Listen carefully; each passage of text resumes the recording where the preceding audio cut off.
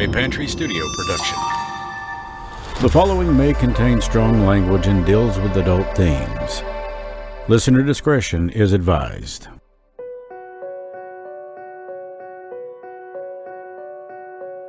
Prom night. A night most younger people usually look forward to, as a rite of passage that slowly begins adulthood. It's usually a night filled with magic and memories that are never forgotten. It was May 18th, 1991, a Saturday.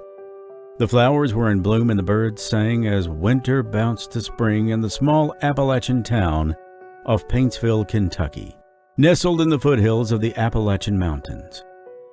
As the night fell, so would heartbreak. It had rained that day, about 0.2 of an inch, with temperatures that were around 70. A typical spring day in anywhere USA. This was the kind of town where nothing all that bad ever really happened. And then, a tragedy at Paintsville Lake that would leave so many wondering for so long, 3 decades as a matter of fact. Some say it was an accident. Many others would say, hell no, it was murder, plain and simple. In the end, though, 2 would be dead. April Renee Pennington, who only 5 days earlier had turned 16, and Timothy Stambo. He was only 24 years young. What you're about to hear may sound like a work of fiction woven in intricate webs of astounding inconsistencies and moments that scream, that can't be right. But oh, according to those you'll hear from, it is right. And if it is, there's something wrong. This is Episode 1, The Tragedy at Paintsville Lake, The Mountain Mystery of April Renee Pennington. I will be the last to fall. I won't shed a tear for them to see. And I won't have your name to call. 'Cause I will be the last to fall.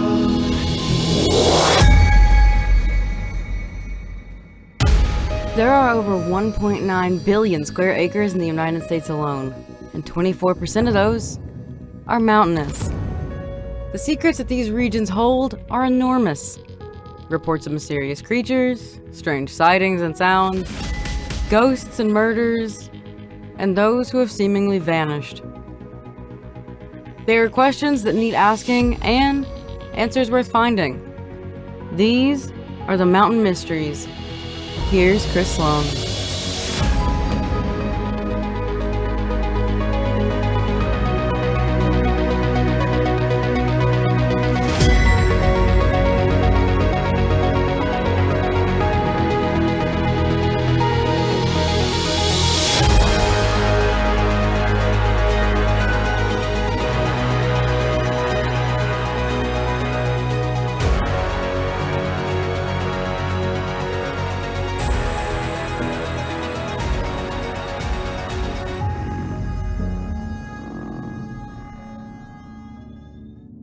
Losing someone that we love is never easy, but when a child is lost, I honestly can't begin to comprehend that level of grief and despair that has to be associated with it. I can only imagine that the memories that we cling to must be more important than ever before. I remember going into the delivery room, and her doctor hadn't made it over from his office yet at Paul B. Hall Medical Center, and when April came out, I bent over and looked at her, and she had all this long, dark hair. And I said, there's my April Renee. I named her right there. And they had her in the little room where they keep the babies at, and they would bring them out to let the moms feed them and stuff. And I remember standing in the hallway at the door, waiting for my little black-haired baby girl to be handed to me. And I wouldn't let her go back into the nursery. That's Sharon, April's mom. You know, being a proud dad, I know that we all love to talk about how special our kids are, because they are. April grew up, she was happy, you could tell she was a jokester from day one. I remember one time when I'd stopped at the grocery store and to get her some soda, and she saw a bird laying in the middle of the road on the double yellow line. She demanded at age 2 for me to get out and get that bird. And the bird was already dead. And I told her, I said, April, I said, that bird's done went to heaven. She says, you wouldn't go get that bird, and now it's dead. So she cried for a day or two. And then another thing that I remember her doing is I had lost my driver's license. She was about 3 years old at this time. I couldn't find my driver's license nowhere. So I went over and paid to get me a new driver's license, and I went back to the house, and I was changing her crib bed, and I found my driver's license underneath the mattress. So I said, April, what was you doing with Mommy's license? She says, I just wanted to sleep with you. So she had my driver's license in there, and then, she would take and play hide and seek and climb underneath the cabinet in the sink, and she would hide. Scared me to death. I didn't know what happened, and then I heard a little giggle, and I went in there and looked, and there she was. I said, April, don't scare Mommy like that no more. She said, I was playing hide and seek. She grew up as many did, and had a sensitive side to her personality.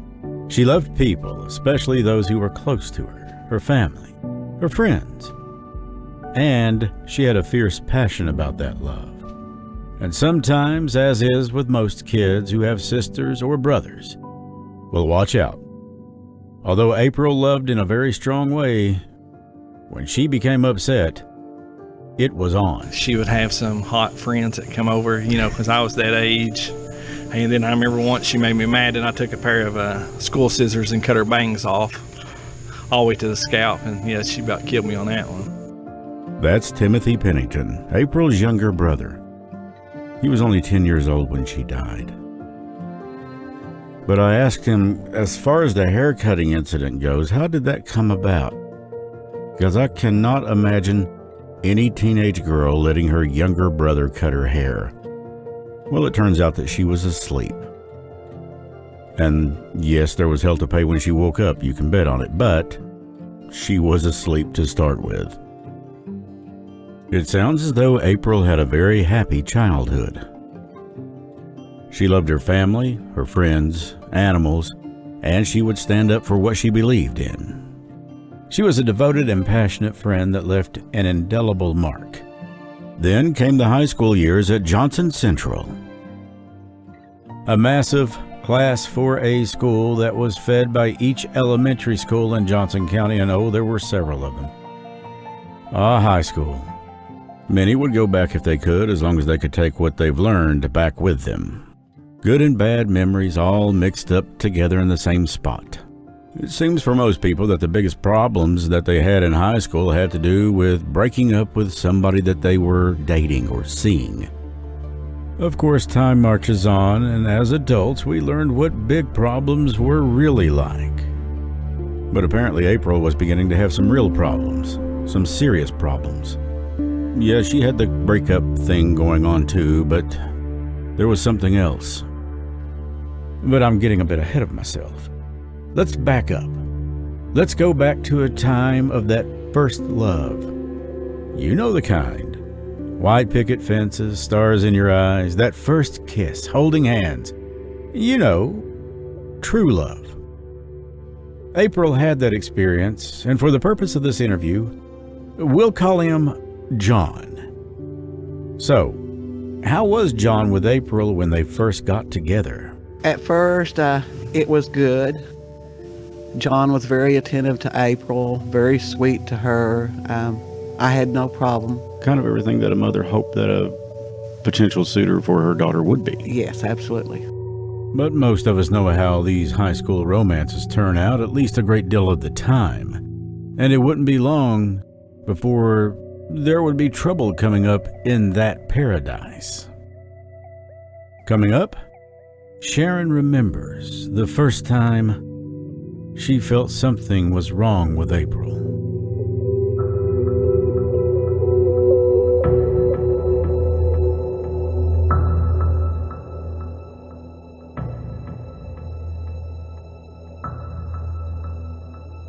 Hi, and thanks for listening to the Mountain Mysteries.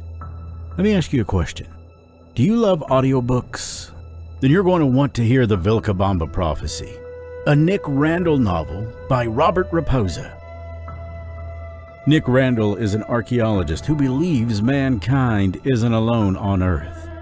When a mysterious benefactor funds his research, he departs to find the lost city of Vilcabamba, hidden deep in the Amazon. Randall believes the city holds proof that his controversial theories are true. Upon arriving at the ruins, he mysteriously disappears. Randall's beautiful daughter Samantha learns of her father's disappearance from his mentor, Francisco Andrade, who pleads for her help. An accomplished archaeologist herself, Sam must decide if she will set aside her career and search for the man she blames for her mother's death. But someone else is looking for her father as well. Now, if audiobooks aren't your thing, that's cool. If you'd like to get back into the program a little quicker, simply jump ahead to about the 15-minute and 49-second mark.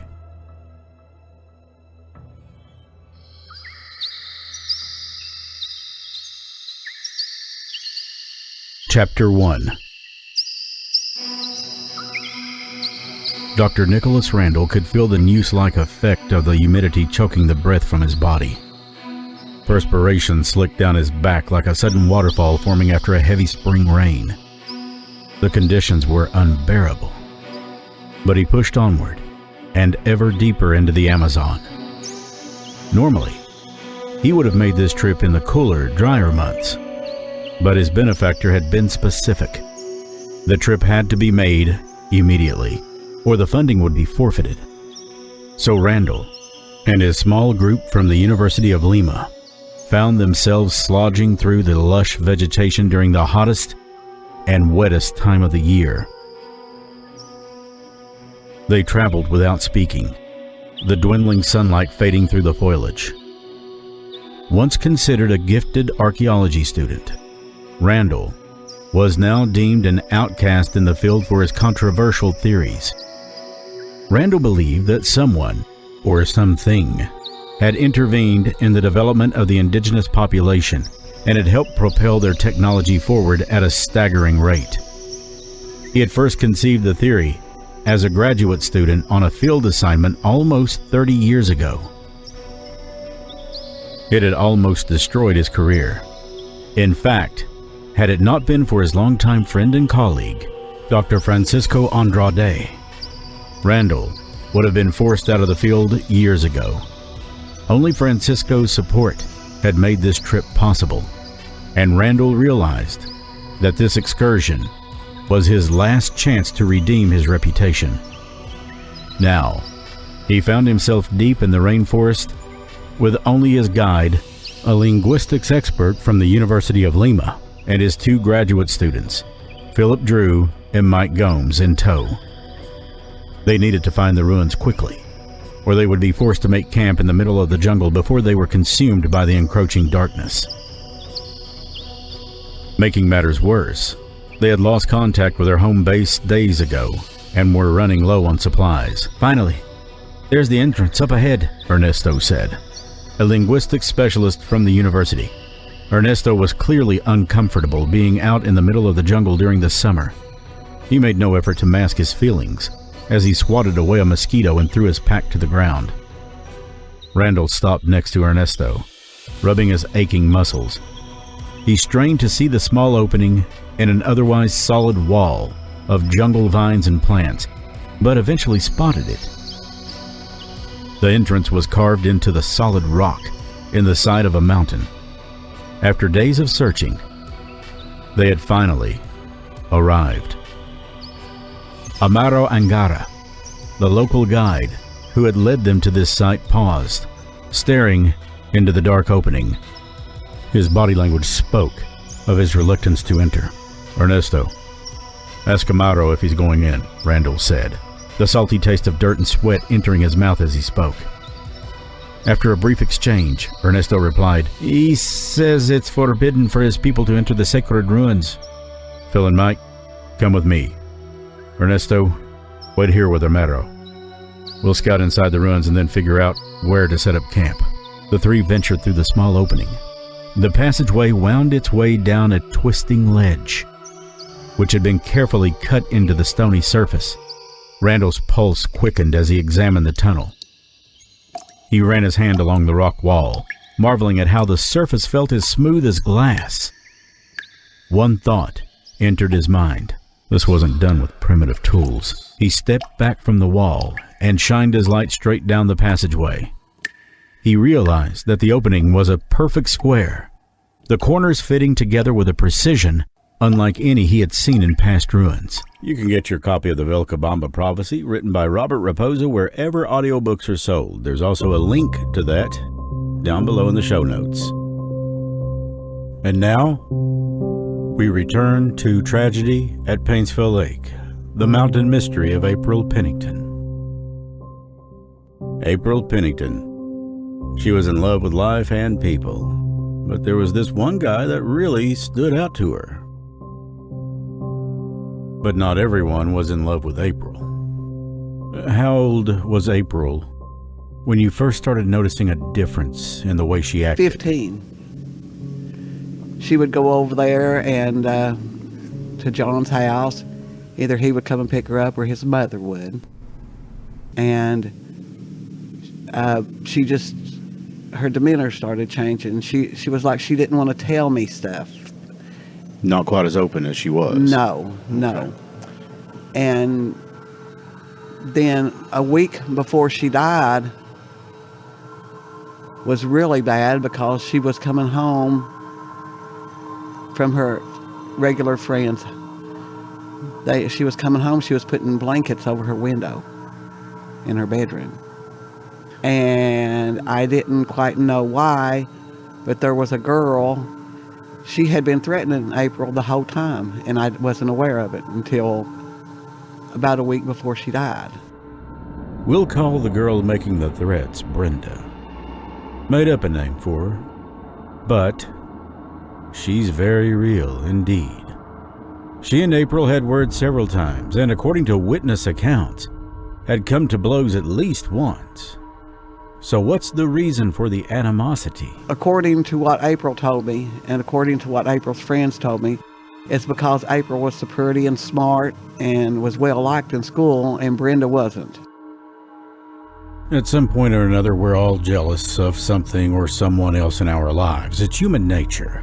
It doesn't go away just with a wave of a magic wand. But if it's not kept in check or left unchecked, that jealousy will lead to deeper, more severe problems. I'm not a psychologist, and you don't have to be to recognize red flags when they start to fly. And that's exactly what happened with April and Brenda. So I asked April one day, I said, April, what does this Brenda look like? So we got in the truck and we went over to McDonald's. And Brenda come out of McDonald's, was walking down the sidewalk around McDonald's, and April said, there she is. The girl had her hair colored dark. Now Brenda was a blonde, a dirty blonde. Mm-hmm. She had cut her hair off short and dyed it dark brown, almost black. Which was the killer of April's. And April didn't want me to stop. She said, Mom, whatever you do, don't stop. Just go right on, don't stop. And that's all she would say about that. But she was terrified of this girl. Now the next event sounded like something straight out of a Final Destination movie. When Sharon told me about this, I actually went to the individual that walked in on this happening, and she stopped it. Now, unfortunately, she wasn't able to be interviewed at the time, but she did tell me that it happened just like Sharon said. One of the altercations that took place was told to me by a girl that actually stopped it before it happened. She said she'd went in the bathroom downstairs at Johnson Central, and Brenda had April hemmed up against the wall in the bathroom and had a flare gun with her, going to use it on April. She made Brenda quit and took April and the flare gun up to the office, which nothing was done. A flare gun? What the hell? Well, that night at Paintsville Lake, April wasn't the only one to lose her life. Timothy Hobert Stambaugh from Sitka, Kentucky, 24 years old and by all accounts a great guy. He got along with about everyone that knew him. He was a little bit on the shy side, but a good guy nonetheless once you got to know him. And if you needed help, Tim would be the first standing in line to give a hand. Well, you know how living in a small town goes. And if you don't, let me enlighten you. If you don't know what you're doing, someone else does. The rumor mills in small towns are like the internet, always going and somebody's constantly stirring that pot. Now, in this particular case, the gossip at the time was that April and Tim had something going on. What it was like that of an older brother and younger sister. Tim would stop at the place of business that her boyfriend at that time, or I thought was her boyfriend at that time, the place of business to get parts and stuff, because his brother worked at a garage right around the corner. And him and April become friends because he didn't have much money and he come from like a poor family, you know, and that's the type of people that April really gravitated to, people that she could help and be confident in. She looked up to him as like a big brother. April had a lot of friends, no doubt.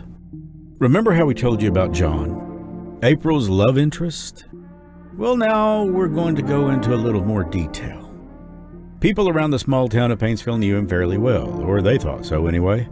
His family was somewhat prominent in the small community and owned and operated several business interests at the time.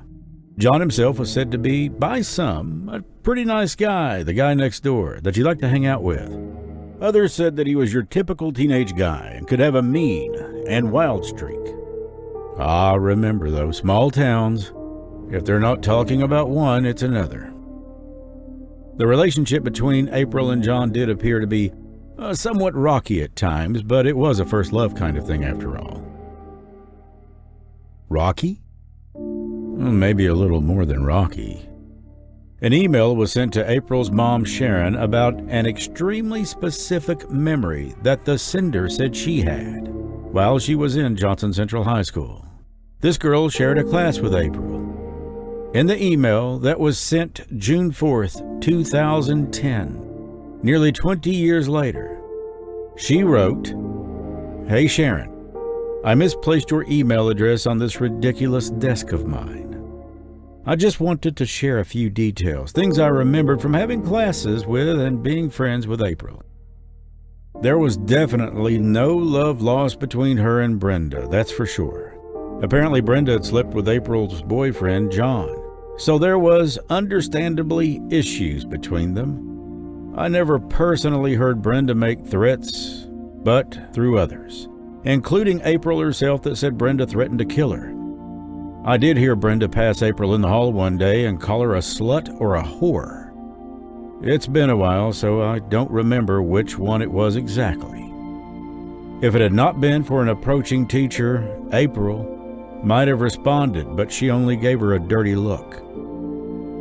April and I sat together and shared a table in one of our classes, so we talked each day.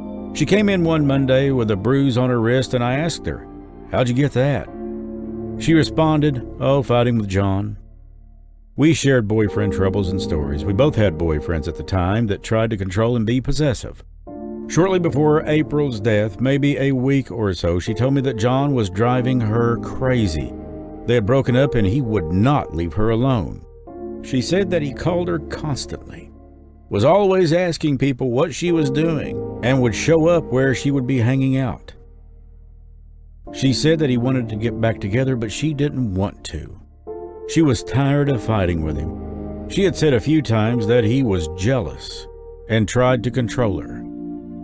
It's been a long time, so this is about all I can remember. Not sure if it's any help, but I really hope whoever is responsible for April's death is brought to justice. I could not imagine living all these years with no answer if it was my child. You are a strong woman. Good luck." And then the sender signed her name. Now, on a personal note, I know that sender. I know who she is. And I trust her explicitly. Many think that jealousy showed its head, and if John had had enough, Could he have done the unthinkable? Possibly. We're told that John was never questioned about the events the night that April or Timothy died, and nearly 30 years later hasn't been to this day.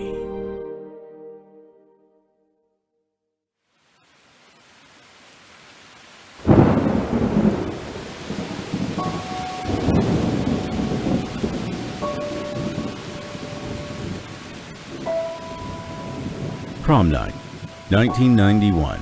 It was May 18th. There was a light mist and rain falling that day as winter's dying breath clung desperately to the hope of stopping spring. It was a day that April looked forward to. A weekend with friends, prom, and memories that she would carry on with her throughout life.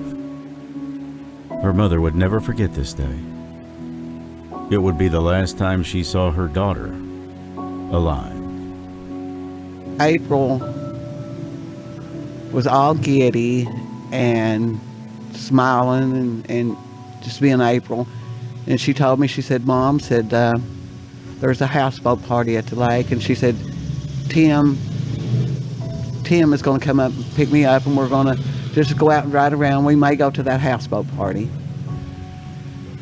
So Tim come up in his truck, and he backed in the driveway, and April went out, and she was wearing this white t-shirt. It was an extra large shirt because she didn't like things tight. Mm-hmm. She didn't like to show her breast or anything like that. She liked to be comfortable. Exactly right. And she was wearing a pair of blue jean shorts and her K-Swiss tennis shoes and her necklace and a ring. And she went out the door, and I said, y'all be careful now. And she said, oh, we will. And her and Tim and the other boy at that time that was with him, who was also out here at the lake when they passed away, they all waved at me and smiled and went on down the road. Imagine, if you will, or if you can, if only just for a moment, that you're at home. You believe that your child is out having the time of their life. You're waiting on them to come home, expecting to hear all about how prom went, the music, the food, the dancing, the formal wear that she was wearing, and how her date went, and what they did with their friends. You can't help but smile remembering such memories that you made yourself. You know that times like these rarely repeat themselves. That is what makes them special. You look forward to what they'll do with their lives, who they'll help, how much they'll accomplish. You see yourself in them, going on to make you proud, a part of you that will live on. Then you hear it.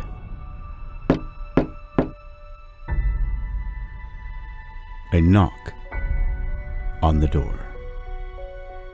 I remember a knock on the door around 1:15 time frame, and I got up and I opened the door, and there was the sheriff, which is Gene Sire, which I did recognize him, but there was another guy with him that told me he was the coroner, J.R. Frisbee.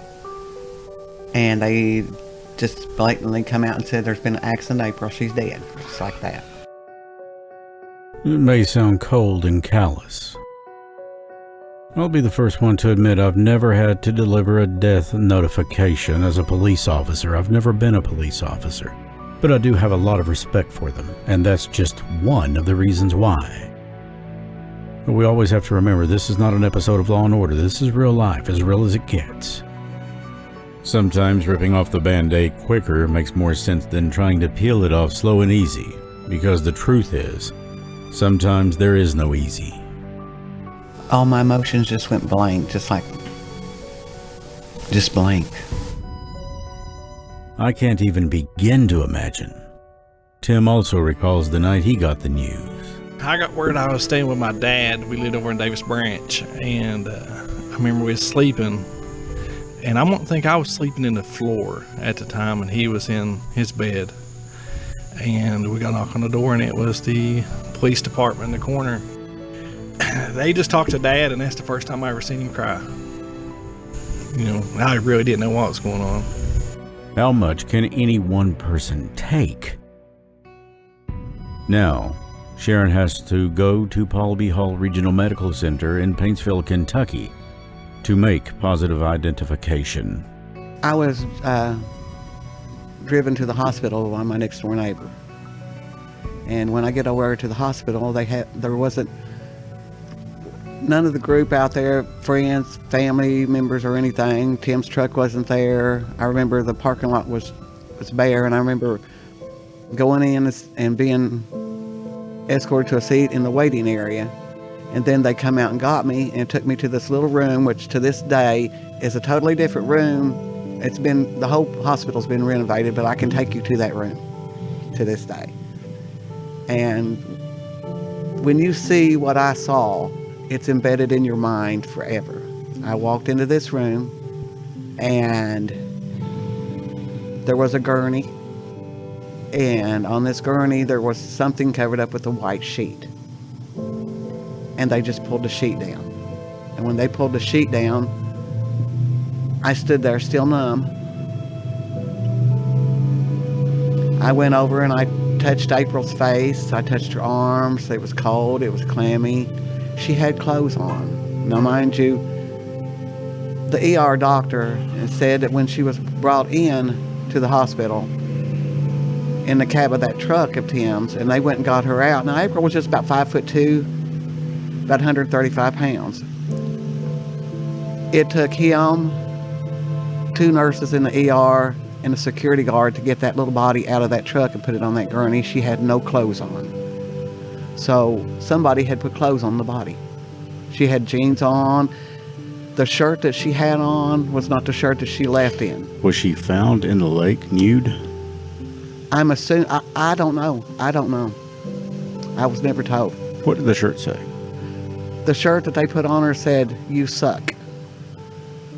Did you see anything on April's body that would make you say, wait a minute? Well, the first thing, like I said, this is imprinted in your brain. I mean, it's something that you cannot ever remove. You can't unsee this? No. I saw a place on her lip, her upper lip. I saw a dark spot on her left jaw. It looked like a bruise? It looked like a bruise to me. You know, I wasn't no doctor back then. Mm-hmm. And then I saw a red mark going around her neck. Around her neck, a fine red mark. A piece of, it looked to me like a piece of her ear gone, where her earring was at. There was no, her hair, when she left the house that night, her hair was wet and French braided back by my sister-in-law, mm-hmm. and a hairbreadth put in it.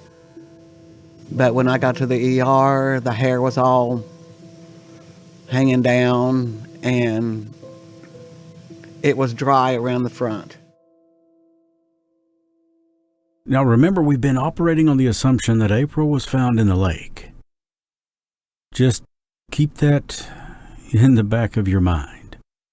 Now, let's talk a little bit about the t-shirt that was found on April's body.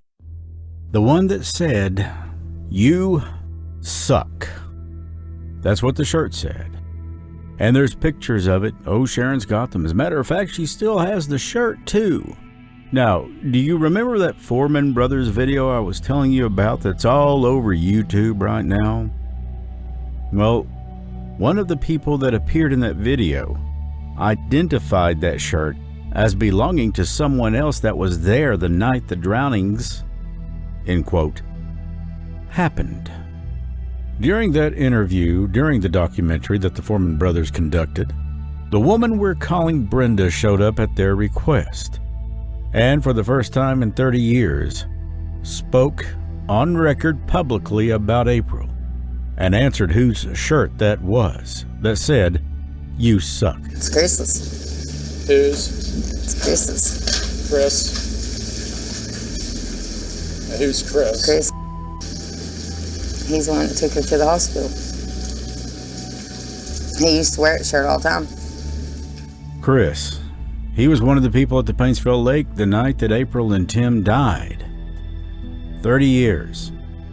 And now, some people are starting to come forward and tell the story of what happened.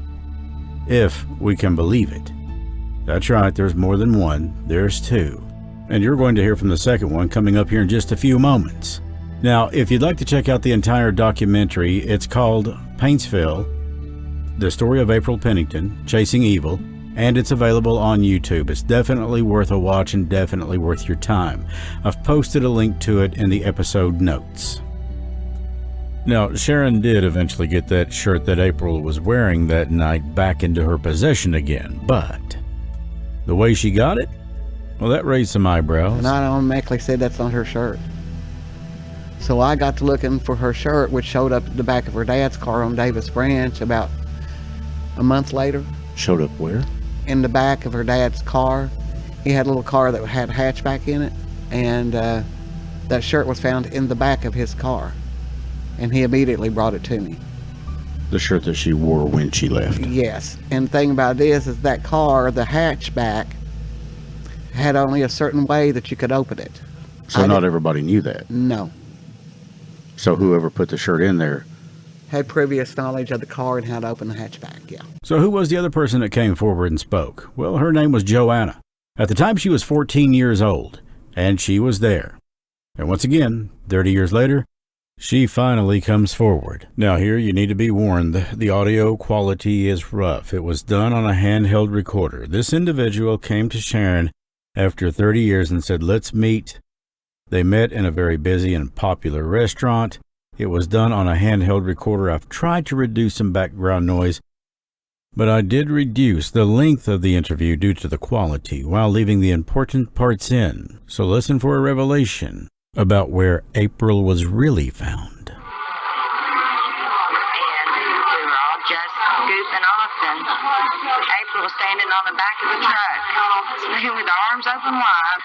And she's like, if this was a lake, I'd dive in. And in all honesty, that's how we all started talking about hanging out at the lake.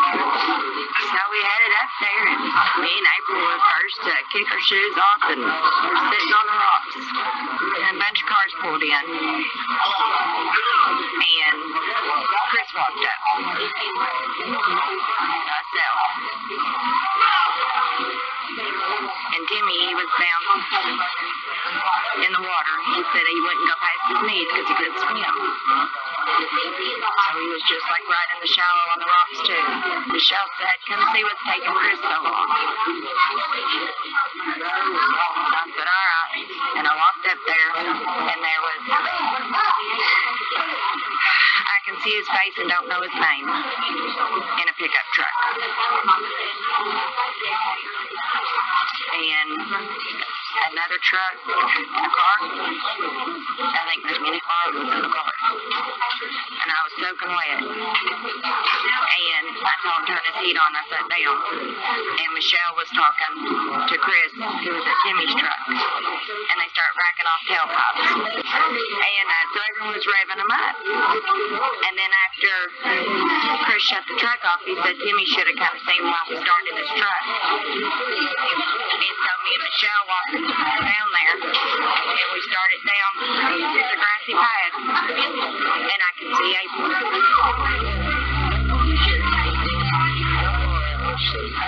She's right on top of the rocks. Like the water was like this. Well, that's odd. You see, all this time, everyone thought that April was found out in the water, with her body laying face down in the water, floating. But if you just heard Joanna, she said that April was found right on top of the rocks. Listen again carefully.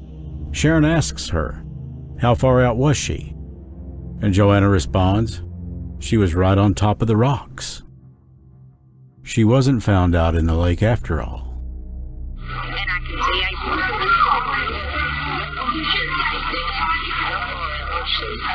She's right on top of the rocks.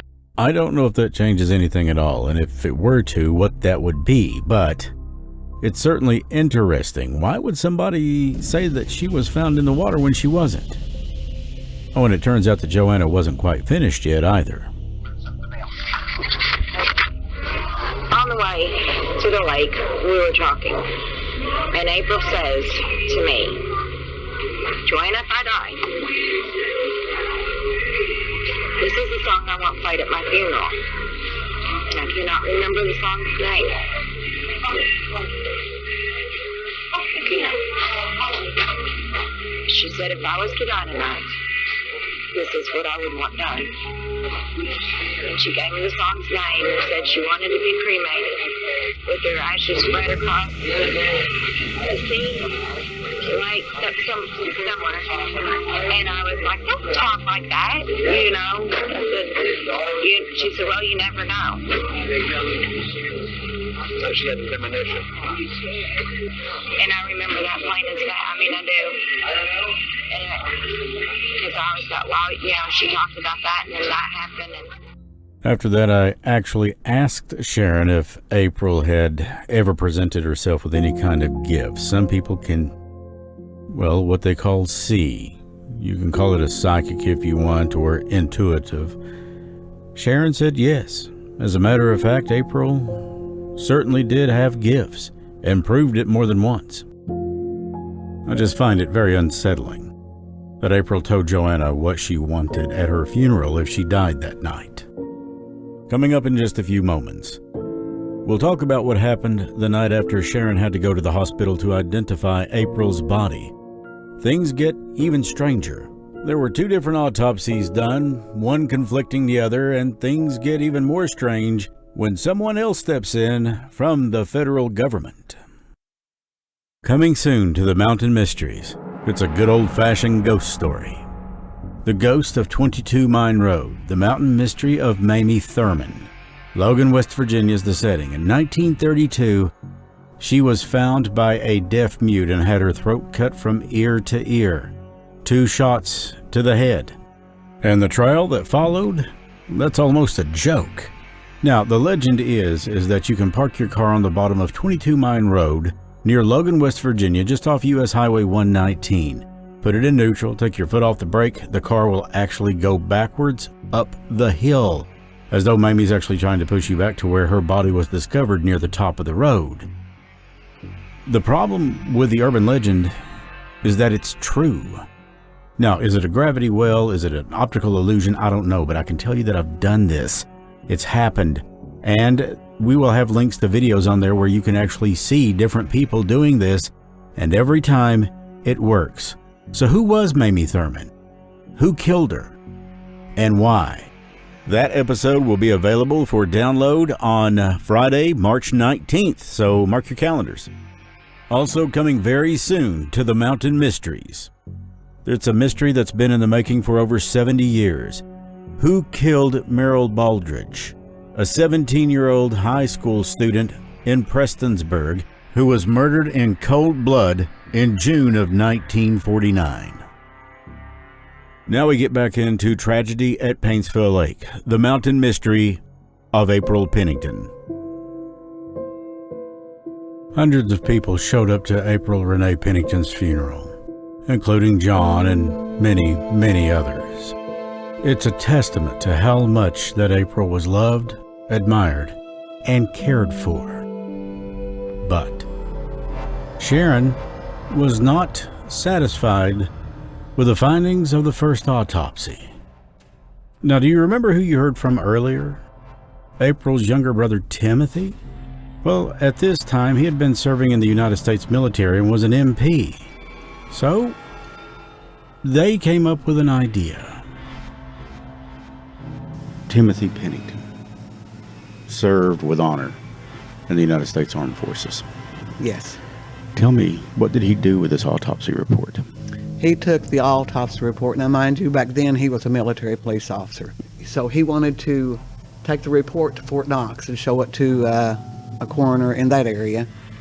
And he told me that the coroner read the reports. I mean, he had the state police report, the whole 9 yards. He said the coroner told him that there would be no way in the world that he would rule her death an accidental drowning. Okay, so another coroner in another part of the state. He comes back and says that there's no way in the world that he would classify this as an accidental death or an accidental drowning. Well, that makes you think, doesn't it? Sharon had a second autopsy done as well. Well, the findings, like I said, the private one, I called her when I got the report and everything, because this was privately done and privately paid for. And her medical legal opinion is a 16-year-old white female died of drowning, autopsied and buried. This is the legal opinion from the autopsy report before that she was just going by. Buried approximately 4.5 months prior to this autopsy. The first autopsy said she had blood alcohol, according to the previous autopsy, is 0.10 grams per ethanol alcohol. It has been something that I've been looking into, that when the body dies, it starts producing ethanol alcohol on the moment it dies. Do research. And she could not come to any other conclusion because of the fact that there was bones and body parts missing. The upper airways, the hyphoid bone, the pineal gland was not there, the larynx was not open. Wait a minute. The hyoid bone missing? Now, I'm not a doctor, but I actually did some research and looked this up, and I actually did speak to a physician. The hyoid bone almost never breaks or fractures on its own. It's always some kind of, quote, external force, end quote. Now, every bit of research that we've conducted shows, in some cases, extreme, what's the word I'm looking for here without making you sick to your stomach? When people throw up hard enough, it can fracture.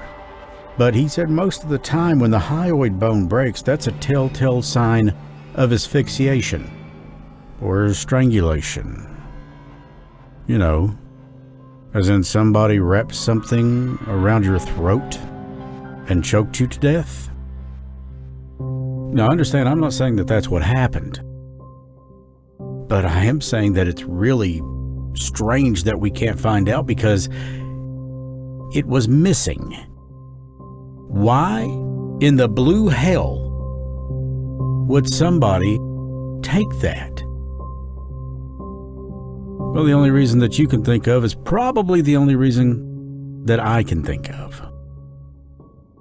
A few years after April's death, in 1993, I believe it was October, Sharon went to the ER at Paul B. Hall and actually talked to the attending physician that night. His name was Dr. Oretta. Now here's where the plot thickens. Again. He said it was the general consensus of the ER workers and staff that night that April did not drown. Don't take my word for it. Take his. Grounding victim at Renee Pennington. Let's look at what they were doing. It was May 1991. And so the patient was found floating on the water. You know, it was like consensus opinion in the emergency room at home. She didn't drown, you know. She didn't drown, you know. She didn't drown, you know. She didn't drown, you know. Well, if she didn't drown, then what the hell did happen? Because that's a direct contradiction of what the initial report said, that her death was the result of freshwater drowning. Sharon has her theories, and Tim does as well. I think that my daughter and the bunch that she was with was riding through the plaza, and certain people found out that they were there and where they were going, and it was either out there hiding and wanted to do something that they shouldn't have been doing, whether it was a fight that got out of hand that resulted in a death, or whether it was just right out, we're going to kill her and throw her in the water.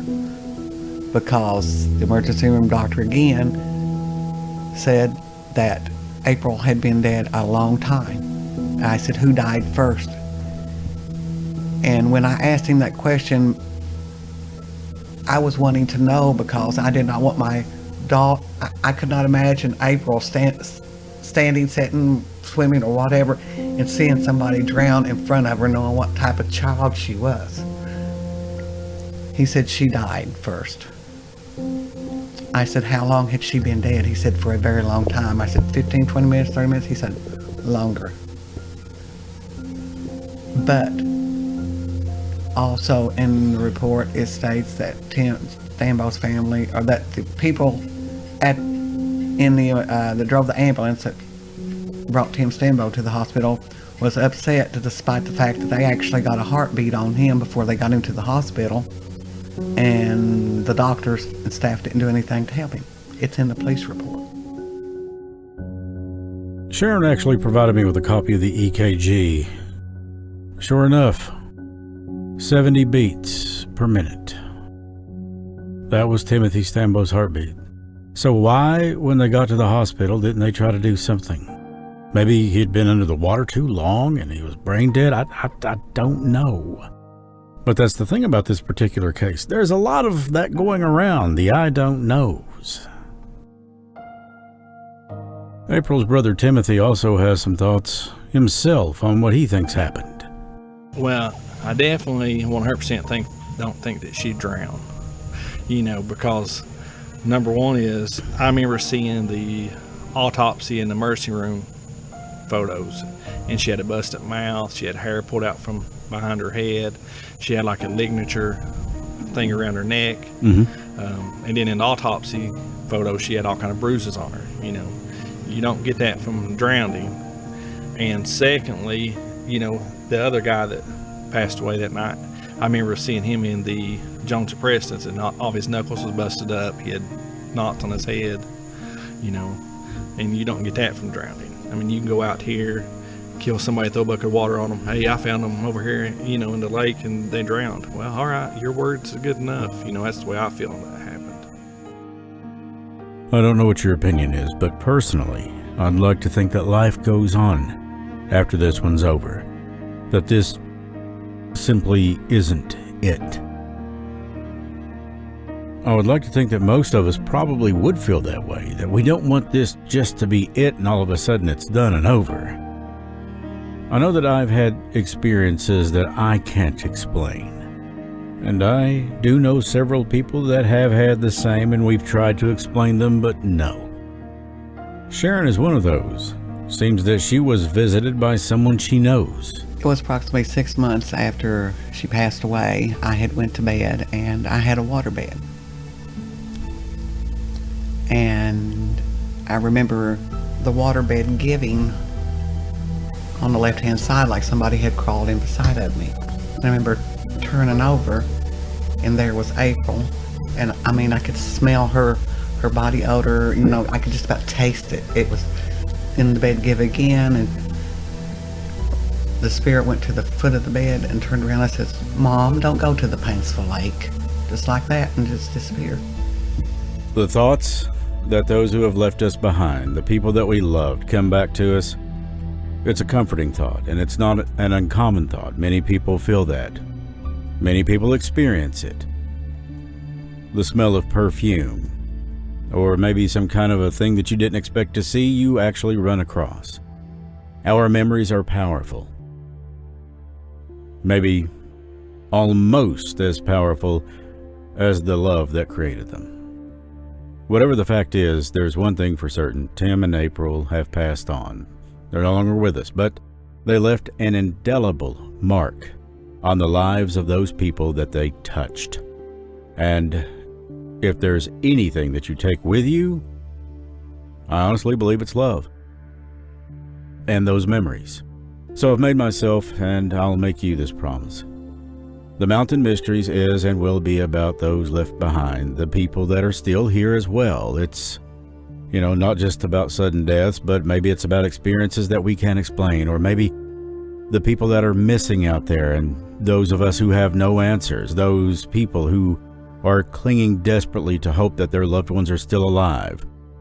We'll look into those things and bring as much attention to them as we can as well.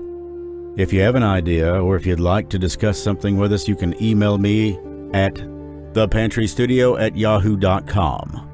Any kind of experiences that you or a loved one has had, or maybe it's a missing person or loved one. Now, at the time of the recording of this episode, there's a lot of tragedy going on right now in a small eastern Kentucky community called Jackson. It's in Breathitt County. A lot of severe and tragic flooding, which have cost a lot of people their homes and worldly possessions. And I'd just like to ask for you, the listeners, to pray for them. Pray for everyone. We can all find ourselves without in a matter of a heartbeat. Next week on The Mountain Mysteries, you've heard segments of the interviews with April's mom and her brother, Sharon and Tim. Next week, we are going to air those in their entirety.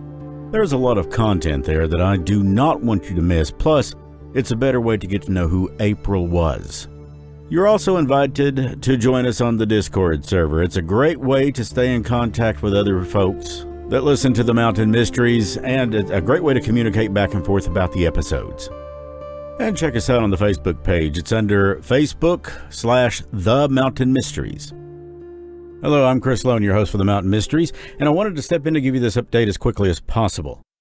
Sharon and I have been talking, and we have confirmed, she has confirmed with me, that the Kentucky State Police have indeed opened, or rather reopened, this investigation, and it is now considered active.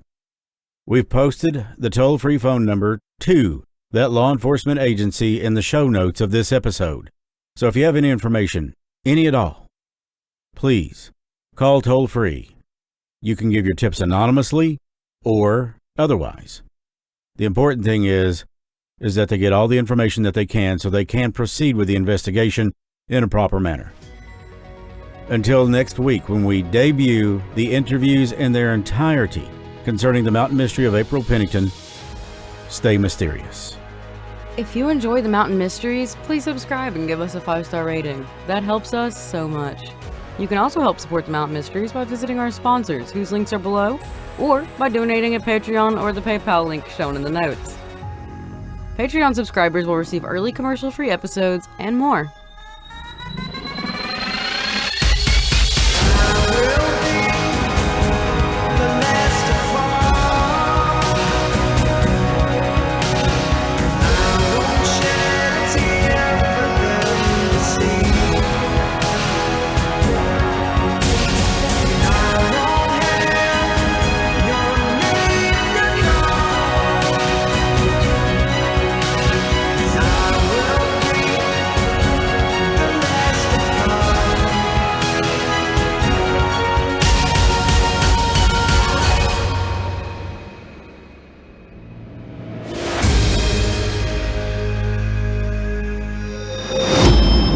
A Pantry Studio production.